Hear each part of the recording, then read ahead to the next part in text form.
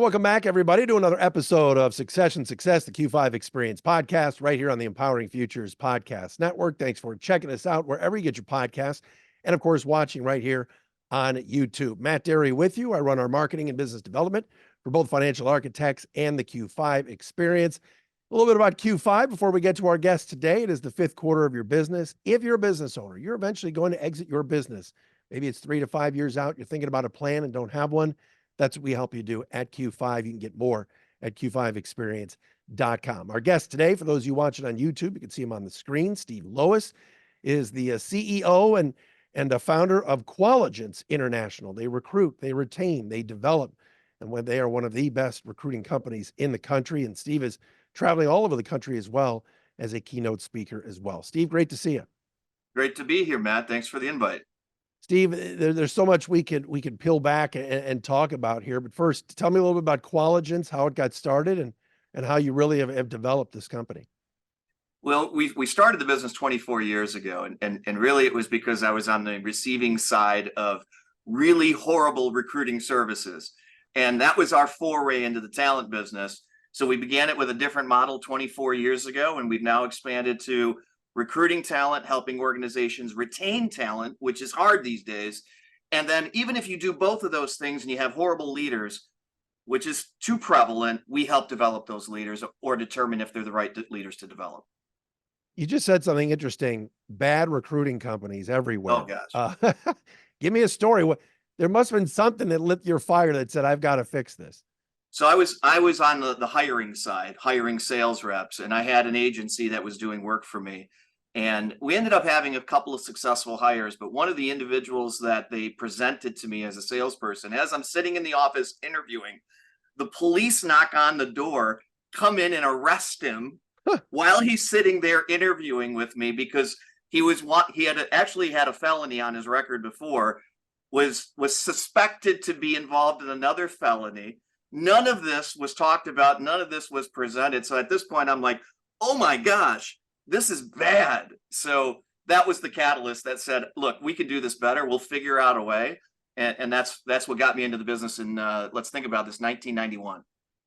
What kind of separates Qualigence from the rest? Because like you said, there are so many staffing companies, recruiting companies, and who also are you kind of targeting to work with?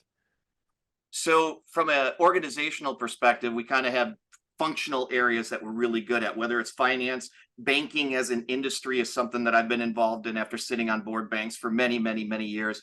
Life sciences, manufacturing, e-commerce, healthcare. We actually have a doctor staffing organization as well under the umbrella. So we're pretty broad, but specialties inside of that is really the key.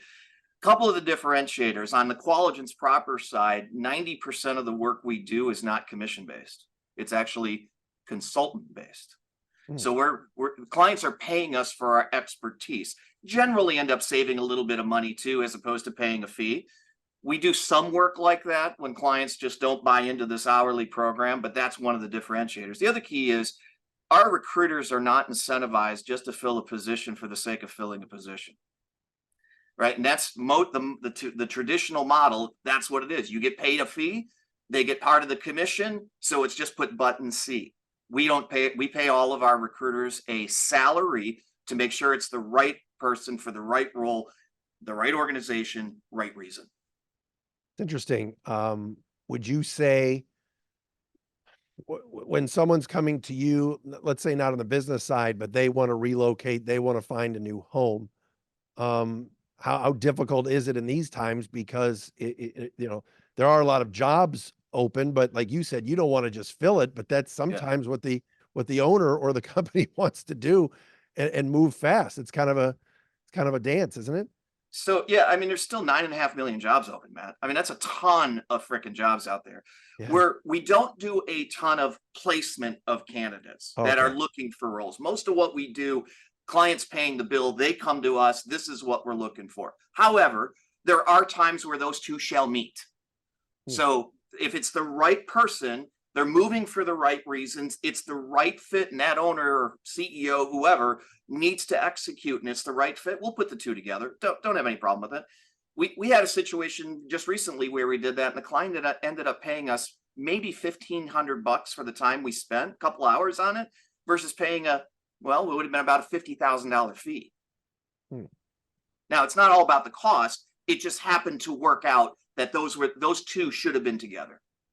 Steve Lowisz with us from Qualigence International, entrepreneur, also public speaker. We're going to talk a little bit about some of his TED Talks as well coming up in a little bit. Owners right now, and we talk about it all the time here with Q5, and you and I, before we hit record here, we're talking about the Q5 experience and what we do. But what do you see as what owners are going through right now that might be their struggles and what they're doing to try to keep their business going?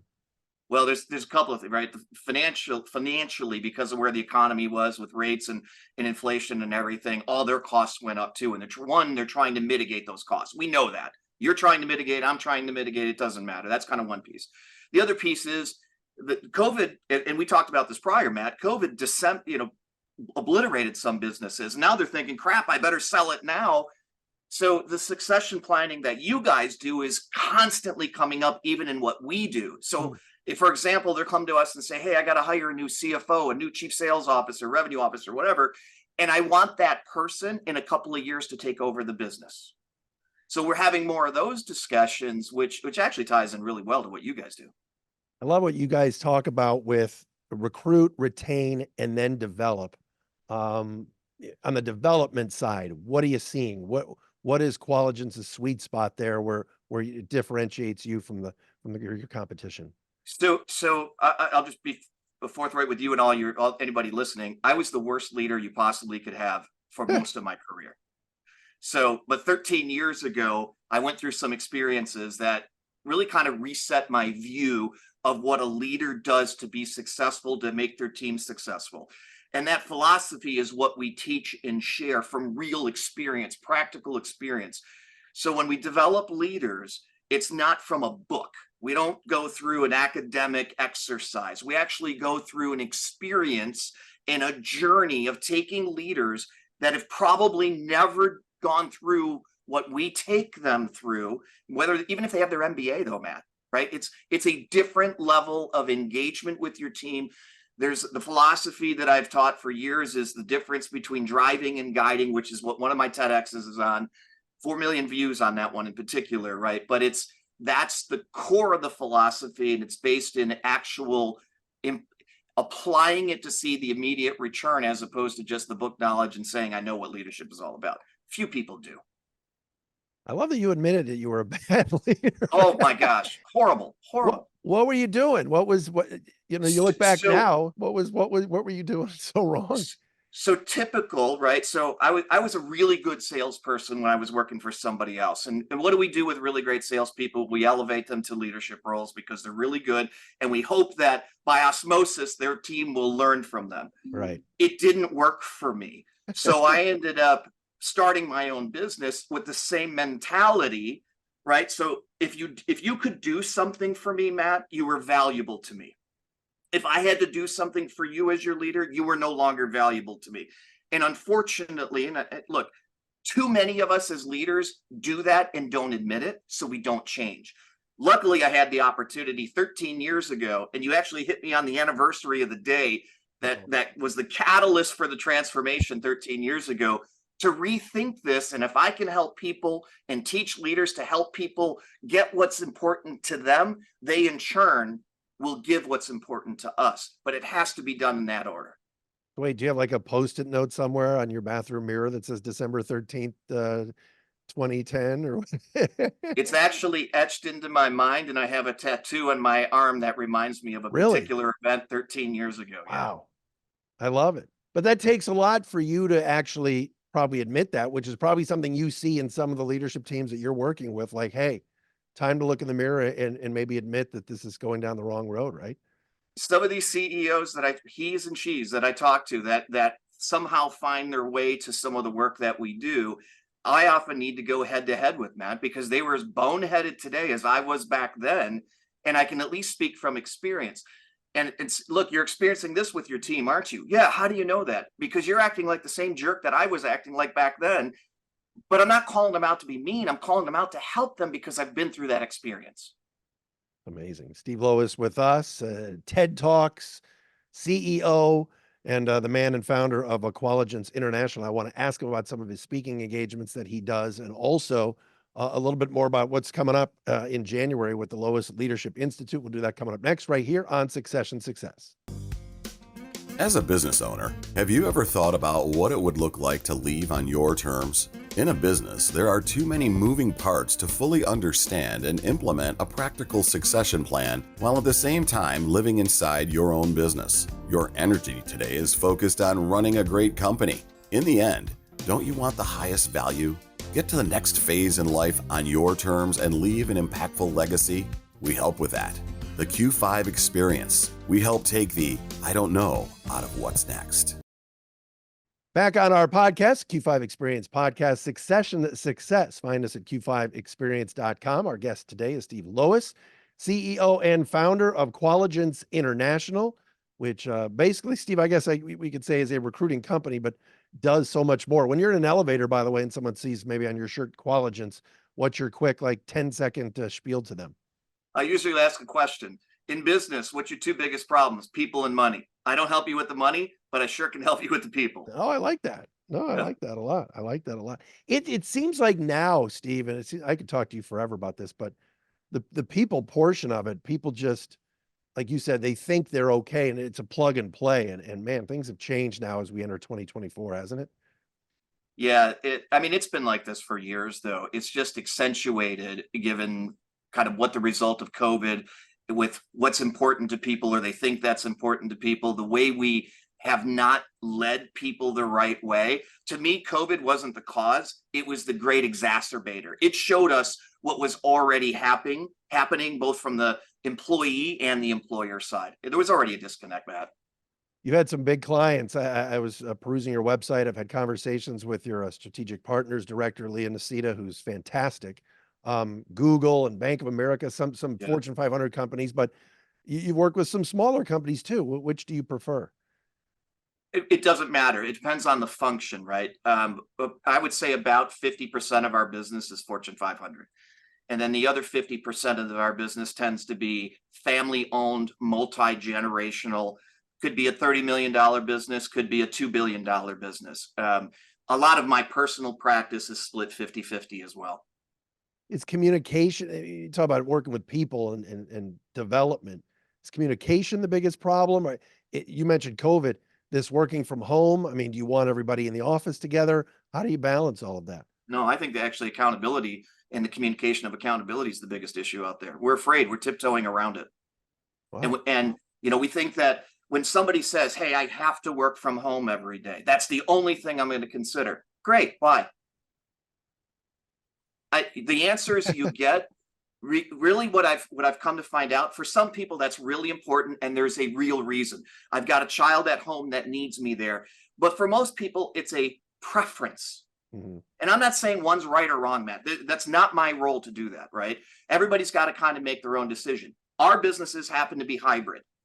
But when somebody says to me, I have to be remote and they live 2 minutes from my office, I'm going to ask the question, why?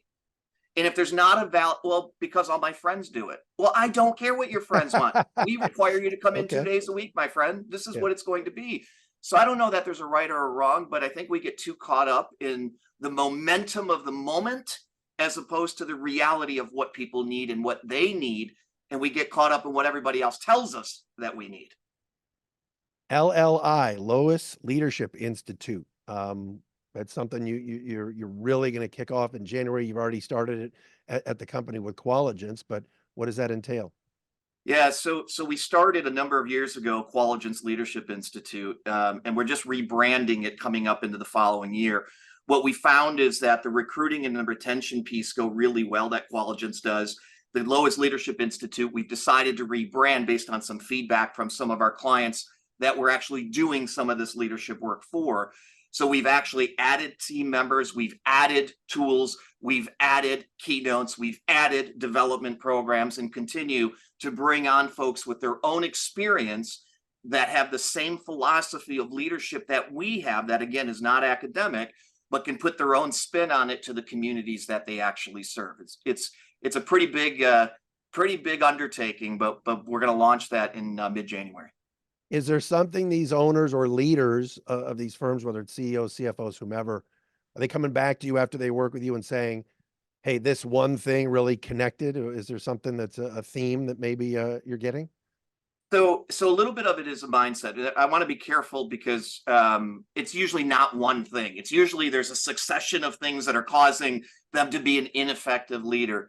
But the one kind of commonality, and I referenced it already, is too many leaders look at accountability the wrong way, Matt. One, they're either afraid to hold people accountable, or they see accountability as a negative. I got to hold my person accountable because they didn't do their damn job.